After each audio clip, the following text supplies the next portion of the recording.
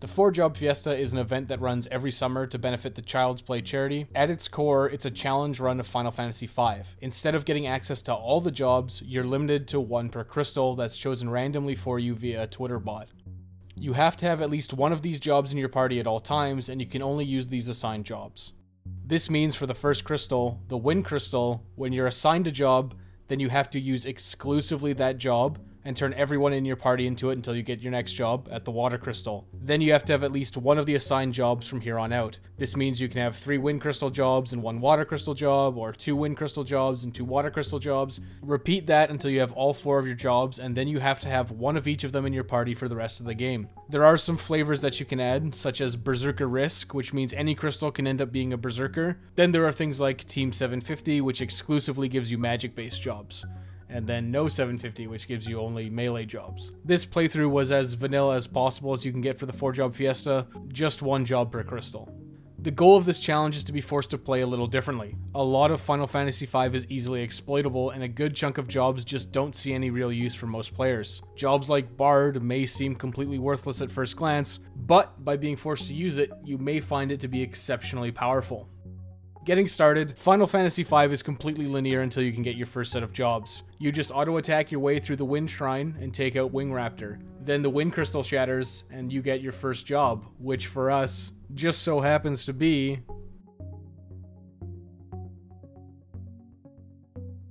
thankfully, Black Mage is one of the best picks for your first job. By rolling this, we've already won our Fiesta. It's consistently strong throughout the entire course of the game. It only suffers during a few physical-based boss fights, and it has some minor issues with MP sustain during longer dungeons. You're totally reliant on magic to deal any reasonable damage. And by reasonable damage, I mean insane damage. Believe me when I say, getting any kind of magic job from the Wind Crystal is a godsend for a 4-Job Fiesta. Black Mage, White Mage, and Blue Mage are all top-tier picks. It's so much better than rolling Monk. Any 4-Job Fiesta that doesn't get White Mage or later Red Mage is going to have a lot of issues with health management because you have to use exclusively potions to heal. These only heal 50 HP a pop, and it means healing in combat is a difficult endeavor. You'll be spending a lot of time stockpiling potions to get through dungeons, and boss encounters can be tricky as you might just not have enough healing to counteract their damage output. Obviously, the early game of Final Fantasy V is really easy, especially with Black Mages. Black Mages destroy most things you encounter because of their high damage output. This makes a lot of the fights easy damage races where you just win because of exploiting elemental weaknesses. It goes without saying, but we need to purchase all the black magic spells we come across in the various towns. Higher tier spells deal significantly more damage than lower tier ones, so once we get access to the next tier, the lower tier is basically irrelevant. Your damage output is so high that MP isn't even an issue as long as you're being fairly conservative. These first few areas have free ins and HP restores, so it's pretty smooth sailing. The first boss after Wing Raptor is Carlobos, and you just waste it with Bolt. It's not even an issue. Following that, the next area is all undead, and that means fire destroys pretty much everything, including the end boss Siren. The North Mountain doesn't really have much in the way of elemental weaknesses, but the damage output on your magic is so high that it doesn't even matter. You can find an Ice Rod in Carwin, and you can use it to boost your ice damage, or you can even break it to just trivialize the Magisa boss fight, but you don't really need to. Standard spells work just fine, and you'll waste her regardless. Climbing the Walrus Tower was fine right up until the boss fight. Garula was the first real issue, in that he deals a lot of physical damage and it counterattacks every time he takes damage. Your party being comprised entirely of black mages actually makes this pretty scary, as they have terrible HP and defense. Thankfully, you can get fire rods as rewards from Rickard mages in Walrus Tower immediately before Garula. These actually represent a huge boost to your damage output. I managed to get 2 while grinding from level 8 to level 10 after 2 failed Garula attempts. With fire rods, damage spiked from about 60 to 100. I managed to burst Garula down before he killed off my whole party, even though I did use all my potions and all my Phoenix Downs, and those are pretty expensive to replace. I could have broken the rods for an easy fight with tons of bursts from the tier 3 black magic, but I opted to hang on to them for the time being. In retrospect, I should have just broken both of them and been done with it. But after the fight, we get access to our next job, from the Water Crystal, which happens to be Red Mage may seem very good because it gets access to both white and black magic and can use some decent equipment like swords. You would be right in saying that it's a good job, because it is a good job.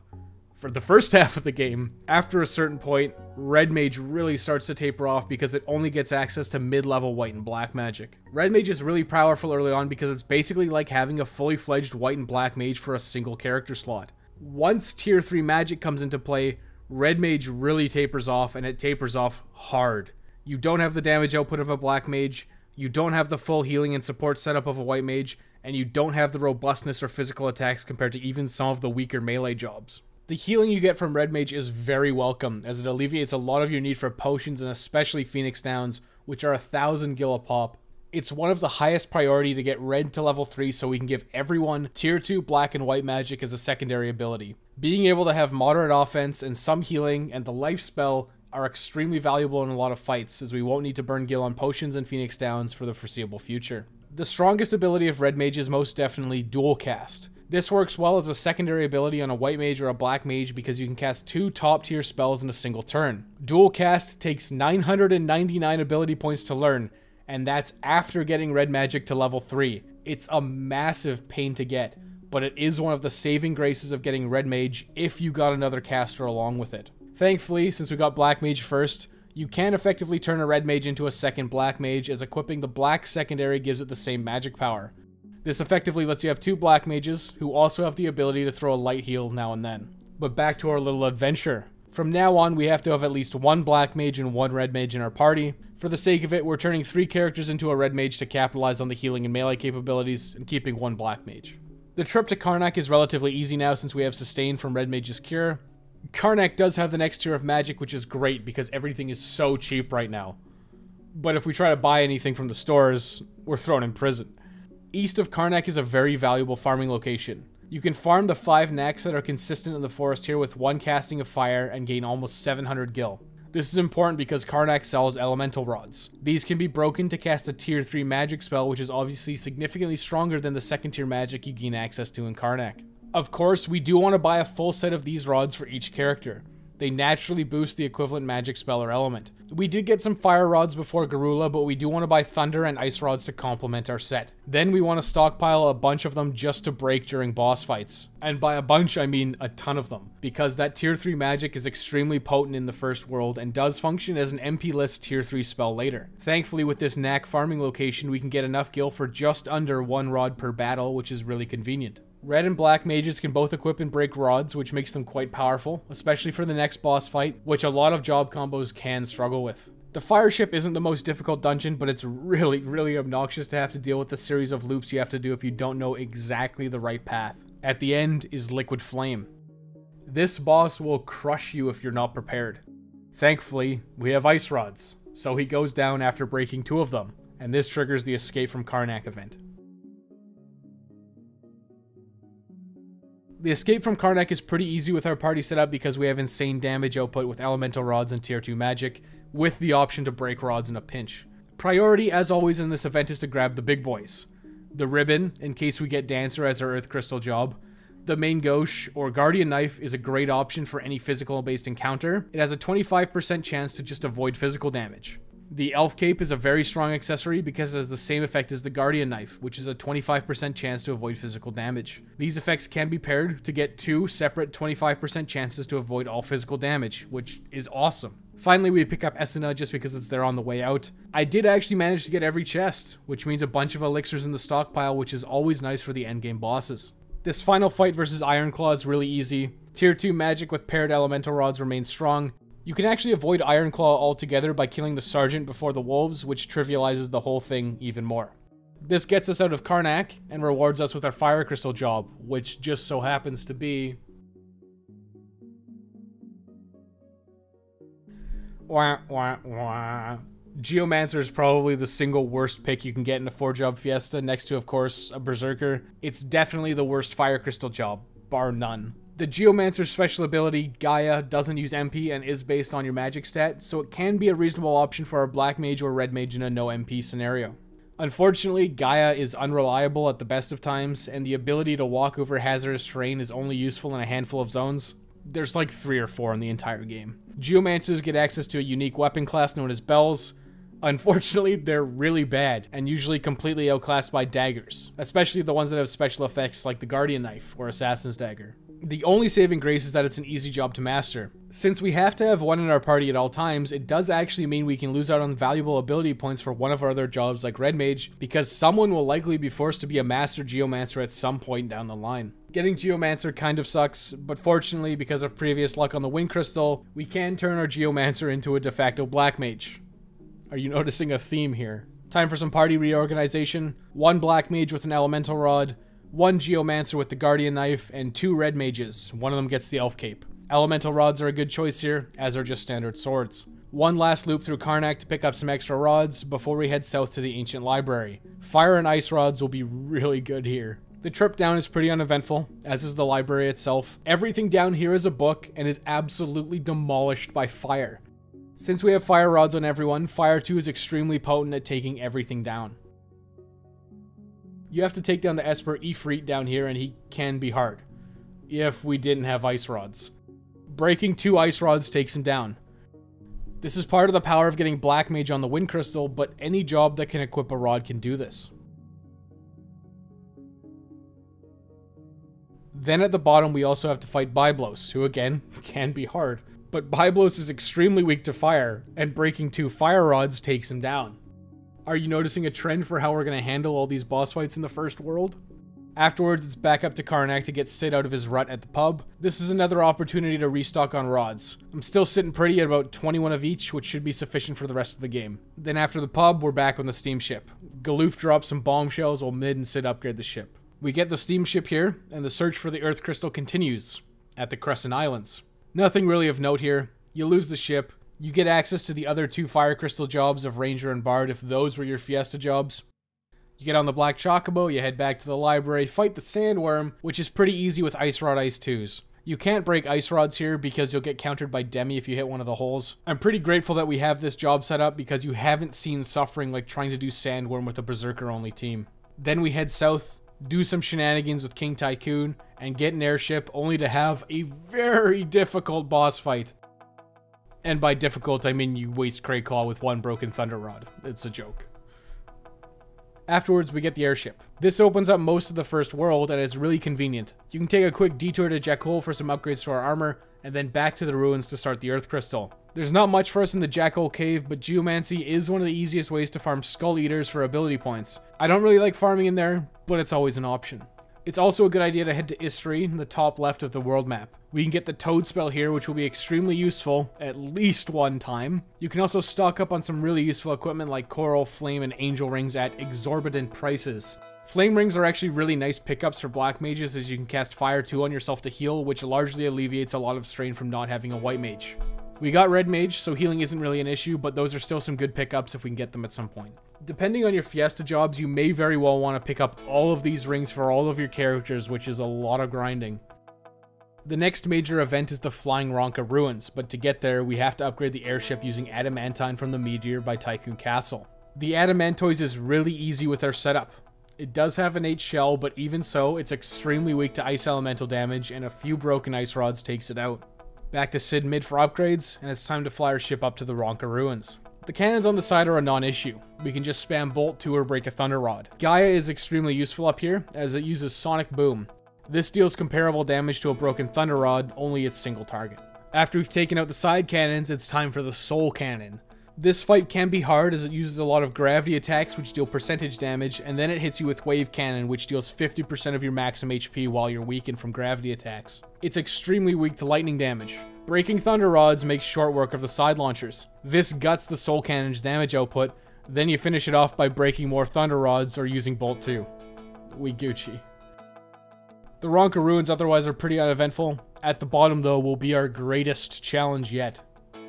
Archaeoavis has really high physical defense and rotates its magic resistance. I guess that's a bit misleading. It doesn't necessarily rotate its elemental resistance as much as it swaps to a different Archaeoavis with different elemental resistances. You basically have to defeat a bunch of them. The easiest way to figure out the elemental resistance is to just nail it with a weak spell. If it absorbs it, on your next character, try a different spell. Once you get a hit, you break a rod and it basically kills that version outright. Then you repeat until all the forms are dead.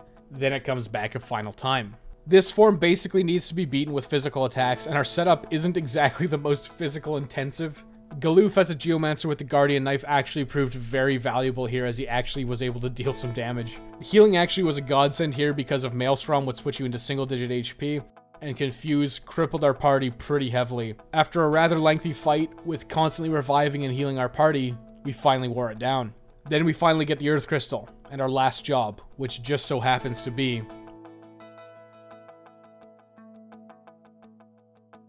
Chemist is actually much better than it initially seems. It is one of the most fundamentally broken jobs because of Mix. This allows you to do a lot of fun and interesting things, like turn enemies to Dragon type or buff your levels. These things may not seem overly good at first glance, but they have a lot of synergy with different job abilities and even weapons.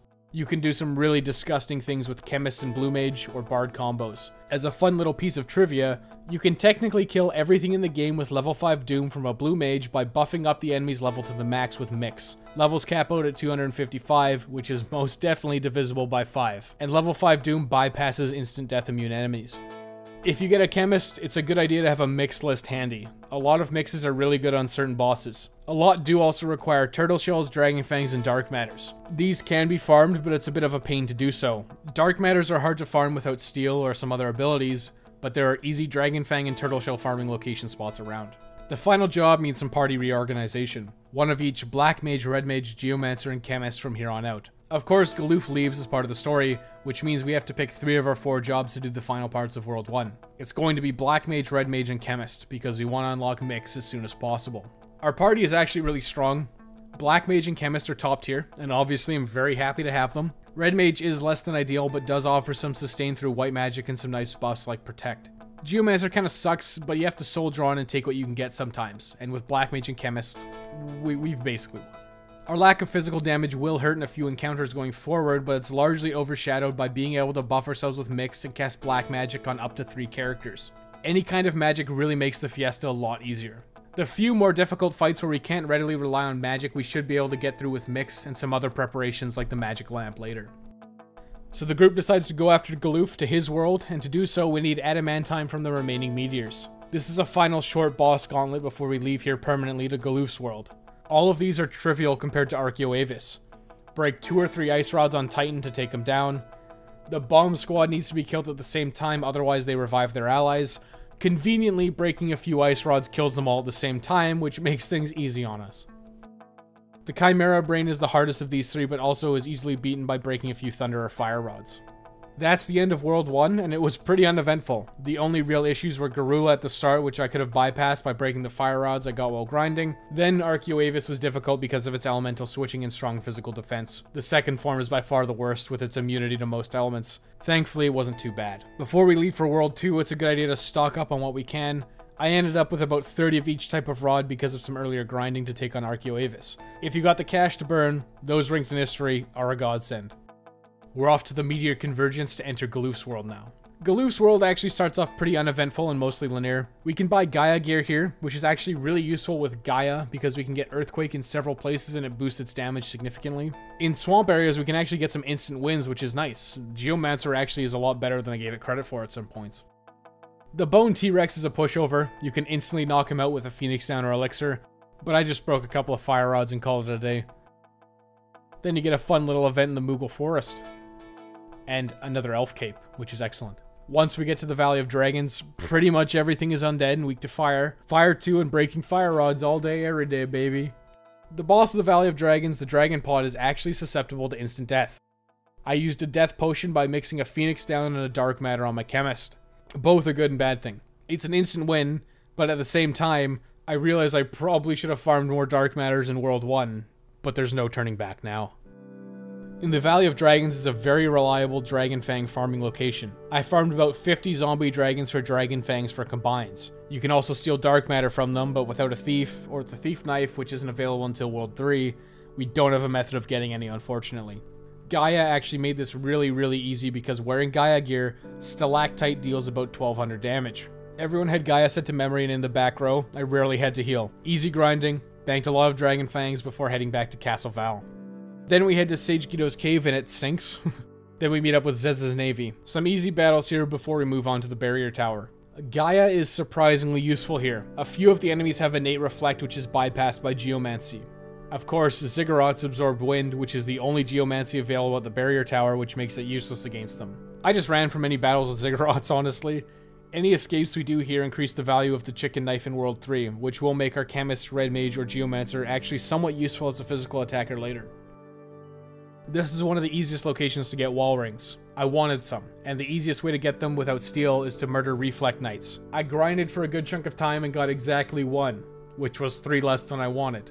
I watched half of Netflix's Cooking on High while grinding. I expected to learn a little bit about cannabis, because why not, since it's going to be legalized in Canada in October. And I love me a good cooking show. Unfortunately, this was one of the worst shows I've ever seen. Awful production values, a terrible host and cast, with some of the dumbest weed-related jokes I've ever seen. And this is coming from a guy who loves Jay and Silent Bob Strike Back. Dejected and disappointed, I climbed to the top of the tower. Atmos can be a challenge for some setups. You'll start the battle by killing a party member and then suck him into the void, ending the battle. Conveniently, it can be put to sleep because giant interdimensional maws that suck you into a void of pure malice and suffering need to take naps. Once it's asleep, it's just a matter of spamming whatever magic spells you have, which conveniently, everyone does of course, and it goes down without an issue. Bio with Venom Rod is the preference, but Geomancy works okay, as does tier 2 magic with the appropriate rod, or just breaking rods. Breaking rods? From here it's pretty linear and smooth sailing until the Moogle Forest. In Moor, we finally get tier 3 magic, which is a godsend. The difference between tier 2 and tier 3 is insane. It's part of why Red Mage starts to suck. It just doesn't get access to tier 3 spells ever. Tier 3 magic with the appropriate elemental rod is stronger than Breaking Rod, so that's our go-to from here on out. In the forest, I almost always forget, but you can grab an Aegis Shield or wait until the forest burns to pick up a less desirable Flame Shield. I remembered to pick up the Aegis Shield, and I can't use it, but I did it anyways because I always forget and I get the crappier Flame Shield. The crystals here gave me a bit of trouble, mostly because I'm a dolt. These can easily be one of the hardest encounters of the game for some setups. All they do is physically attack until they reach critical HP, at which point they start spamming extremely powerful magic. This means you need to weaken them and then burst them down individually. The crystals are actually vulnerable to instant death, which means you can combine a Dark Matter and a Phoenix Down for an instant kill via a Death Potion mix. Unfortunately, I only had 2 Dark Matters, otherwise this would have been a complete stomp. Attempt 1, I thought I'd kill the Water and Earth Crystals first, which was probably my biggest mistake. I found out I can't hit the Fire Crystal with magic, so I had to reset, because I just didn't have the damage output with melee. I actually learned the Drink command was actually pretty darn good, considering I don't think I've ever used it. Drinking Goliath tonics doubles your maximum HP, which lets you survive a lot of strong magic attacks like Almagust or Earthquake. Attempt 2 went a whole lot smoother. Use Death Potions on the Fire and Wind Crystal, which just left Earth and Water. Chemist mix of Holy Water, or Revivify depending on your translation, and Eye Drops is Elemental Power, which boosts your Elemental Power by 50%. Then you can combine that with an appropriate Elemental Rod and the tier 3 magic and more, and you can deal upwards of 3,000 damage. 3 castings like that, and the remaining crystals are toast. Geomancer is actually not terrible either if you get Branch Spear, which deals about 1200 damage. The trick here is definitely not to multicast. Multicasting will get you killed in this fight, as you can put 2 or more of the crystals into their rage mode, which causes them to spam insanely potent magic. You're better off just focusing each one down individually, and eating the physical attacks with Elf Capes or the Guardian Knife.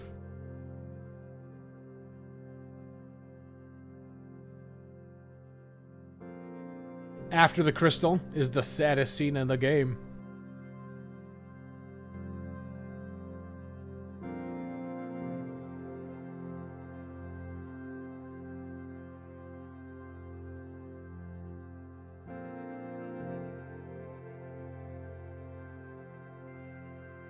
Then we're off to Exdeath's Castle. Exdeath's Castle is actually really easy for us because of the tier 3 magic we picked up and more. Scary encounters like red dragons are absolutely trashed by Ice Rod boosted Ice 3.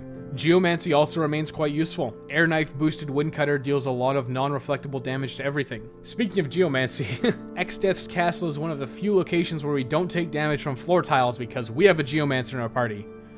Woohoo. I skipped fighting Carbuncle because we don't have a summoner, and you just move up the floors until we reach the top.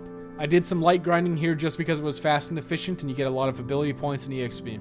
Fighting Gilgamesh here is a non-issue, you just spam your strongest spells. It helps to do this encounter because it makes the second to last boss in the game a little easier. Exdeath himself can be a bit of a challenge. I used Drink on my Chemist and Black Mage to beef them up and then threw down as much tier 3 magic as I could. My Geomancer and Red Mage were basically delegated to healing duties. Had a Reflect Ring on my Chemist, which was useful because I reflected a level 3 flare back at Exdeath. Pro tip: Don't be a level divisible by 3 going into this fight. In fact, for most bosses, you're probably better off just sticking to a prime number level whenever you can. That means you'll never be hit by any of the level XY spells like level 2 Old or level 3 Flare, level 5 Death. That would be real bad.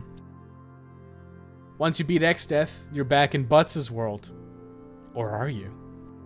These next fights are a breeze with tier 3 magic and an appropriate elemental rod, to no one's surprise. The gargoyles that guard the Pyramid of Moor need to be killed at the same time, but we can just all cast tier 3 magic, so you know what's gonna happen. I've kept Ferris as a red mage for pretty much the whole game for one specific reason: dual cast. By the end of the Pyramid of Moor, we unlocked it, and she was promptly turned into a black mage with dual cast. Dual cast conveniently also unlocks red magic, so we can double cast tier 3 spells and have access to some weak healing and a life spell in a pinch. This is pretty much the saving grace of getting a red mage late game. Then we head back, only to be encountered by Malusion. Malusion is a lot like Arcuavis in that she rotates her magic defense. She starts the battle weak to fire every single time. Of course, we have dual cast Fire 3 with a Fire Rod. It's a pretty disgusting display, and she goes down in 4 castings of Fire 3, well before she can barrier change. Once that's all done, we get Lena back in our party, we got our airship back, and the world opens up. At this point, it's usually a good idea to do a lap on the world around Boko and pick up the magic lamp. It will be useful on Neo X-Death's final form. A trip down to the Mirage Village for goodies like the Thief Knife and Mirage Vest if you did the lap around the world, and 4 pairs of running shoes if you can afford it. Running shoes give haste, and they are without a doubt one of the strongest accessories in the game. Of course, since we got a tablet, we have to grab 3 weapons from the Sealed Temple. Obviously, our party is pretty limited on equipment options, so about 8 of them are out immediately. The Assassin's Dagger is a good pickup for our Geomancer or Chemist. The Magus Wizard Rod is an obvious pickup for our Black Mage, as it functions as a combination of all our elemental rods. We could get our Geomancer the Rune Bell, but bells suck, so we picked the Sage Staff instead because our Chemist can use it. The Geomancer will get the Assassin Dagger. At this point in the game, you're strongly encouraged to continue on with the tablets and get the remaining sealed weapons and some strong equipment and magic, but we've essentially capped out for our party setup. Flare would be a reasonable choice, but it doesn't really outperform tier 3 magic plus elemental boosting rod until very high levels. Basically what this means is, screw doing the Fork Tower without a strong melee and magic team, screw the Undersea Trench, screw History Falls, screw the Phoenix Tower, we don't need Bahamut or really anything else optional now. It's time for the end zone, baby. With our party set up in current gear loadout, we won't run into any issues, and that's part of the power of getting Black Mage and later Chemist. The end zone is cool, and it's a pretty decent grinding location, but we're just plowing through everything with tier 3 magic. There's a lot of bosses in the end zone. The only thing that Califisteri can really do is buff herself. Our magic is so powerful that even with her buffing herself with Shell, we can demolish her with tier 3 magic before she gets much of a chance to do anything. Next up is Byblos' big brother, a Panda. A Panda is insanely weak to fire, just like Byblos, so you can guess what our amazing and complicated strategy is going to be, right? Spam Fire 3 with Fire Rods. It's an absolute run over. The hardest part of a Panda is dodging the optional Super Boss Omega before him, who will routinely demolish you if you aren't prepared.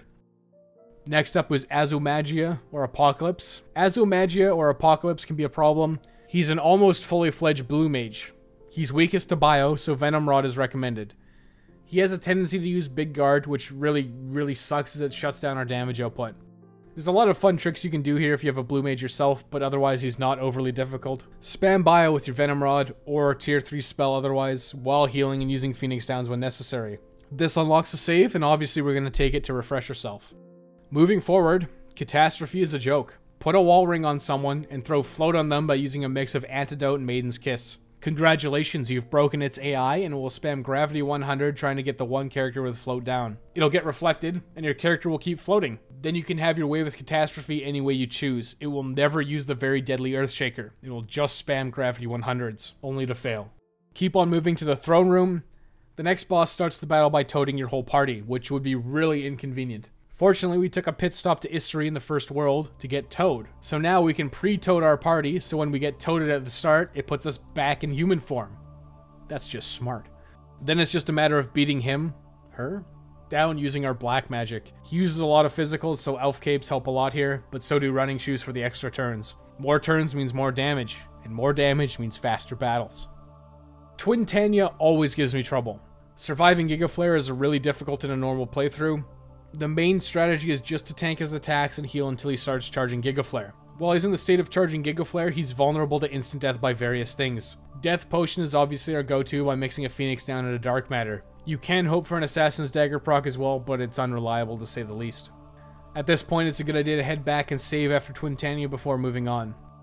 If you fought Gilgamesh in Exdeath's castle, he'll be here as a scripted sequence. You can get a rare steal of a Genji shield if you got the Thief Knife, and we did! Wow! Too bad we can't use it. Next up is Necro Foe, and he has 4 barriers that have Reflect on them, meaning you can't use any magic here. This is a big problem. At least it would be. But they're all susceptible to instant death. A Death Potion mixed by using a Phoenix down and a Dark Matter makes short work of all his barriers. Then it's just a matter of blasting him with your strongest attacks. As you can clearly see at this point, Chemist is pretty broken. It will be further showcased in the Exdeath boss fight where it really shines. Take our save and restore up before heading forward into the Heart of the Void. I always take the save because even with the best laid plans, Neo Exdeath can mess you up. The first phase of Exdeath is pretty non-threatening. He's mostly just really annoying. His scariest attacks are White Hole and Meteor. White Hole petrifies and kills a party member, which requires both a soft and a Phoenix down to fix, which really sucks. It takes 2 turns to get him back up. At the start of the fight, it's all about giving everyone life shields by mixing Phoenix Downs and Holy Water or Revivify depending on your translation. This gives you instant death immunity. If you're immune to instant death or petrify, you can't be hit by White Hole. Then it's just a matter of buffing. All these buffs persist into the Neo Exdeath fight, so it's worthwhile to do them now. Mix Dragon Fang and Potions to get Dragon Power, a plus 20 level buff which can stack to level 255. Mix Holy Water and Eye Drops for Magic Power to boost our magical spells. If you can spare it, using elixirs to mix giant tonics to double the HP of your party is insanely useful. It's one of the only ways to survive Alchemist without being level 50+. Various other mixes are all useful here, including Double Turtle Shell for Protect and Shell. Once you're buffed, it's just a matter of obliterating the first phase with our tricked out characters. Neo Exdeath can be really hard. He's broken down into 4 parts and they have varying levels of threat. There's the girl in the front who mostly casts magic spells. The creepy demon thing in the back is the one that uses Almagest, which has wiped out my party on numerous occasions. If you have Shell on your characters, Almagest is still a threat, but it lacks the punch to 100 your whole party. The big beefy guy in the front with horns mostly uses physical attacks, and Vacuum Wave, which is just a strong physical attack. The lion and wolf head in the middle mostly use Grand Cross, which inflicts various status effects. So each of these parts has some minor nuances which can be exploited. You can land Break and Death on 2 of the pieces, making it a lot less threatening, however they have very high magic evasion. The magic lamp we picked up in Istri Falls is worthwhile to use here. It goes down a set line of Bahamut, Leviathan, Odin, Sildra, Carbuncle, and then down the rest of them. Obviously, the first 2 are just strong, target all magic, which is great. Odin can actually one-hit kill the main caster unit part of Exdeath, and it's really good to just get that part out of the way as quickly as possible. If we didn't get the lamp, our Chemist could just nail it with a Death Potion, just like we did with Necro Foe and Twintania. We can neuter the physical attacking part really easily by using Dark Sai by mixing Dark Matter and Eye Drops. Dark Sai inflicts blind, and it bypasses the really high magic evasion and sets it 100% of the time. Guts this part's damage output, and if you have Elf Capes or Guardian Knife on, it means you're extremely unlikely to be hit by a physical attack. The part that casts Almagust is vulnerable to Break, but it has super high magic evasion. You can try and petrify it with Break from a Black Mage or from Shout from the Magic Lamp. It's unlikely you'll succeed, and it's usually better just to focus all your damage efforts on the Lion Head to get rid of Almagust, the most threatening portion of the fight. If you ever leave a single piece of Neo Exdeath alive, it enters a rage state and will spam spells like Meteor. Obviously, this is a death sentence, and the remaining 2 parts must be killed close together to avoid this. Spamming our strongest spells will make short work of the remaining parts now that we've gutted it. Victory for us, and we get to do a fun little tweet. Overall, I enjoyed this year's Fiesta quite a bit, and think it's a good challenge for those who have already played Final Fantasy through multiple times. I would not recommend it for a first playthrough because half the fun of Final Fantasy V is mucking around with different combos. The Fiesta this year was really easy overall without many hiccups. There are times when I've played the Fiesta where I wanted to bash my head into the wall. Trying to beat Neo Exdeath with Monk Dance or Sword Dance procs is just the worst feeling in the world. Any kind of mage makes the Fiesta really easy. Geomancer actually proved really useful. I had high magic stats on my characters, and Gaia let me do random battles while conserving MP for healing or scarier fights. Chemist is obviously hilariously broken when you actually utilize it, but I only really needed to abuse it on a few fights, like Neo Exdeath. Next year, I'll probably attempt the most quote-unquote difficult playthrough, which is the notorious Quad Zerker. You only have 4 Berserkers. I don't know if difficult is the right word for it, it's just a ton of grinding and a lot of praying.